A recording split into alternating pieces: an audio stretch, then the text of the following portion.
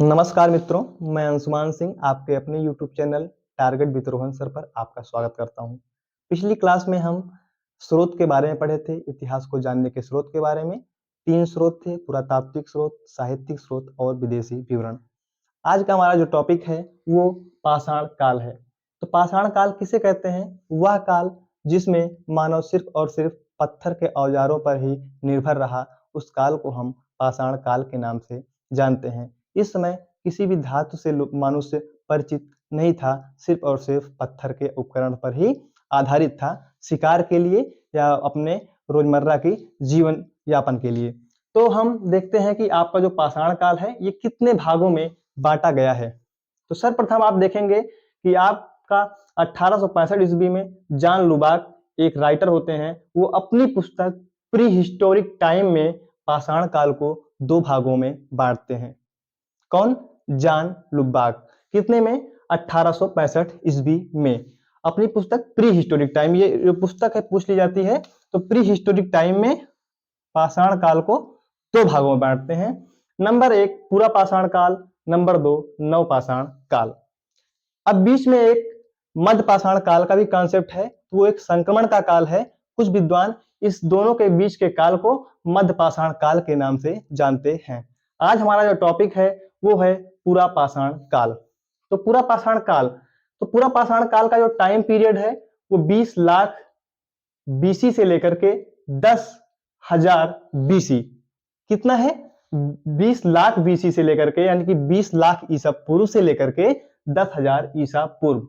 तो आपका जो पूरा पाषाण काल है, इसकी 3 अवस्थाएं देखने को मिलती हैं, जैसे निम्न पूरा पाषाण काल, मध्य पूरा पाषाण काल, उच्च पूरा पाषाण काल। तो आपका जो निम्न पूरा पाषाण काल है, उसका जो टाइम पीरियड है वो 20 लाख ईसा पूर्व से लेकर के 1 लाख ईसा पूर्व देखने को मिलता है। तो निम्न पूरा पाषाण काल का टाइम पीरियड 20 लाख ईसा पूर्व से लेकर के 1 लाख ईसा पूर्व यानी कि बीसी देखने को मिलता है।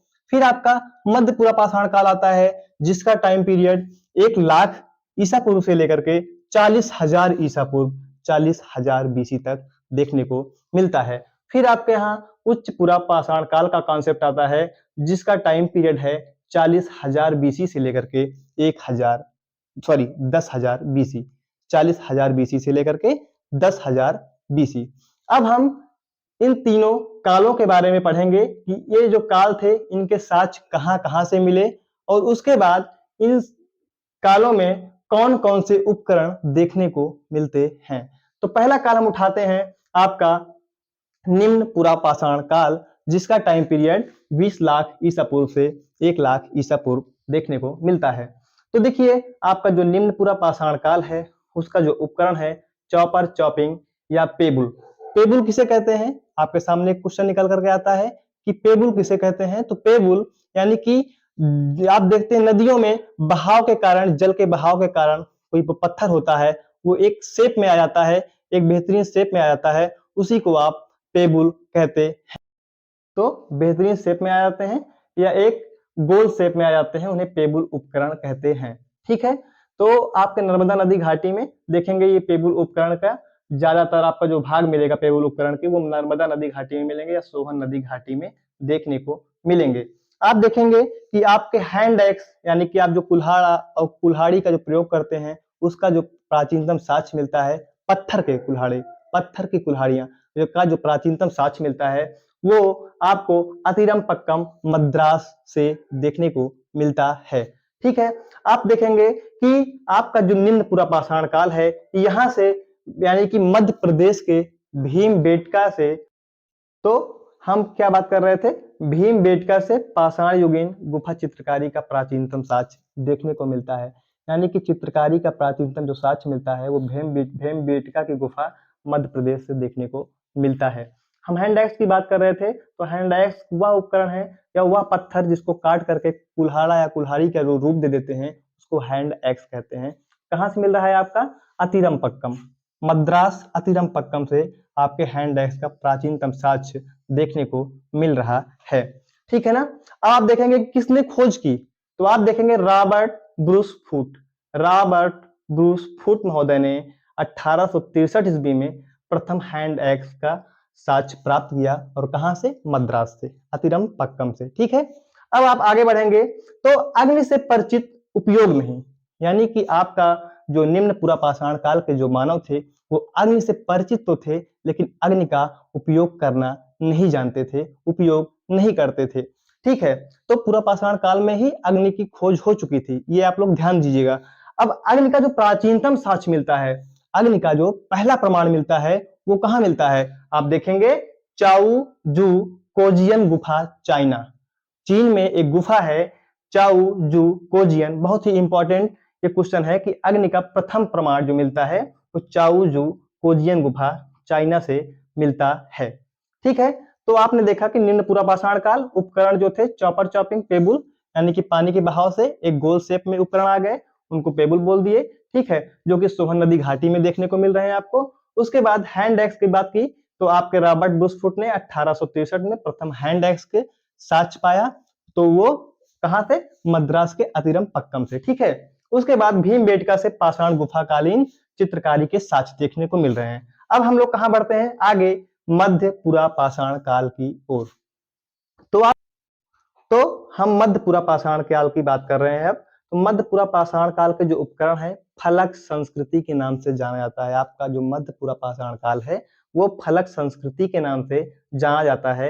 इसके जो मुख्य उपकरण हैं बेधक और बेधनी। देखिए आपको चित्र बना हुआ है, जैसे आपका पत्थर का गोल सा टुकड़ा है, यानी कि कोई पेबुल उपकरण है। पेबुल मतलब कि गोल सा उपकरण, ये इसको आप पेबुल बोल सकते हैं। अब बेधक बेधनी, तो आज आप क्या आप देखते हैं कि इस पत्थर को काट करके इसको यदि इस तरीके से आप काट दीजिए, इस तरीके से, तो ये बेधक का रूप ले लेगा। आप ड्रिल मशीन जानते हैं ना, तो वर्तमान में जो ड्रिल मशीन का कार्य होता है उस समय मध्य पुरापाषाण काल में आप देखेंगे बेधक और बेधनी के साक्ष्य देखने को मिलते हैं। और यहीं पर आप चॉपर चॉपिंग भी देख लीजिए। तो चॉपर चॉपिंग क्या है? तो चॉपर ऐसा उपकरण है, यानी कि पेबुल उपकरणों से ये भी बन रहा है। आपके पेबुल उपकरणों से ये भी बन रहा है। पेबुल को यदि आप काट दिए, ठीक है, तो काटने के बाद क्या हुआ? आपका एक तरफ जब धार हुआ तो उसे आप बोलते हैं चॉपर। यदि आपका जो ये पेबुल उपकरण है इसको दो तरफ से काट दीजिए तो दोनों तरफ जब धार हो जाएगी तो इसको आप बोलते हैं चॉपिंग। ठीक है, एक तरफ धार का जो औजार है उसे चॉपर, जब दोनों तरफ धार का जो औजार है उसे चॉपिंग बोलते हैं। ठीक है, बेधक आपने देखा पॉइंट, इसको बोलते हैं, यानी कि जो ड्रिल मशीन का काम होता है वो बेधक और बेधनी करती थी। अब आप आगे देखेंगे कि आपका जो साक्ष्य मिल रहा है मध्य पुरापाषाण काल का, कहां से मिल रहा है? तो नेवासा, महाराष्ट्र।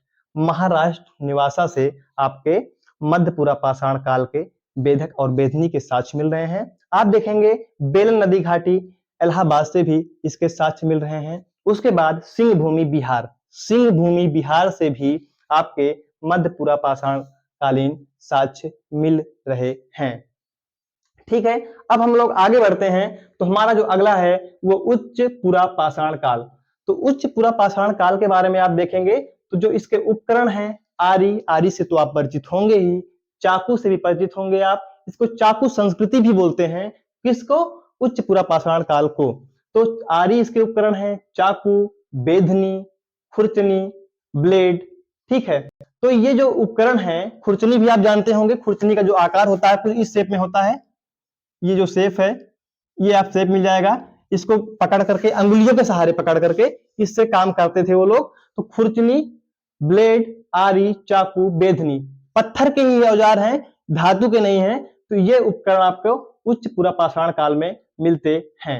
अब आप देखेंगे इसका साक्ष्य कहां से मिला है उच्च पुरापाषाण काल का, तो ये ध्यान दीजिएगा झारखंड सिंह भूमि। अब ध्यान दीजिएगा कि उच्च पुरापाषाण काल का जो साक्ष्य मिल रहा है वो झारखंड सिंह भूमि से मिल रहा है, जबकि जबकि आपके मध्य पुरापाषाण काल का जो साक्ष्य मिल रहा है वो बिहार की सिंह भूमि से मिल रहा है। ये बिहार की सिंह भूमि है, ध्यान दीजिएगा, ये बिहार की सिंह भूमि है।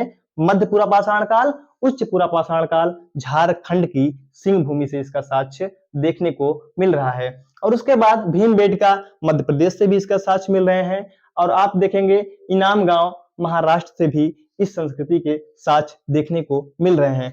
आपके यहाँ एक क्वेश्चन पूछा जाता है कि वह जगह बताइए, वह स्थान बताइए जहां से तीनों पाषाणकालीन अवस्थाओं के साक्ष्य मिलते हैं। तो वो भीमबेटका की गुफा जो है, यानी कि भीमबेटका मध्य प्रदेश से पुरापाषाण काल, मध्य पाषाण काल, नवपाषाण काल, तीनों अवस्थाओं के साक्ष्य देखने को मिलते हैं। ये क्वेश्चन पूछा जाता है आपके यहाँ, ठीक है।